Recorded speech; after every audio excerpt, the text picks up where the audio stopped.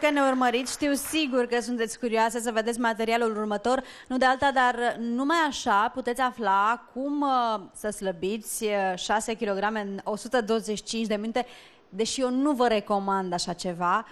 E posibil că Călin Novăcescu a reușit acest lucru, a reușit să slăbească în același timp și să-și bată și propriul record. Să urmărim.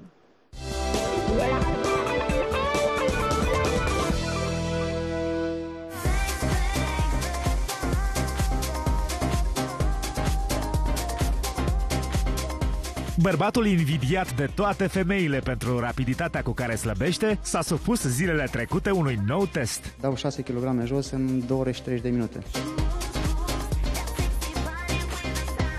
Ora 13 și un sfert. Călin Novăcescu urcă pe cântar.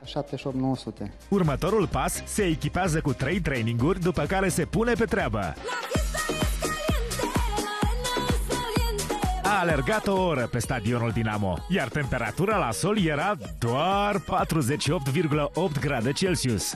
Când a terminat ora de alergat, Călin s-a așezat pe pistă 5 minute să se relaxeze. Apoi s-a întors în sala de box, unde a început un alt antrenament dur. A urmat 20 de minute de luptă cu sacul de box și alte 20 de minute de antrenament în ring. Ajuns la capitolul forță, Călin a simțit că se relaxează, chiar dacă greutățile pe care le ridica nu erau așa ușoare. Și probabil cel mai plăcut exercițiu a fost săritul corzii. Ora 15 și 20 de minute. Gata, s-au topit 6 kg.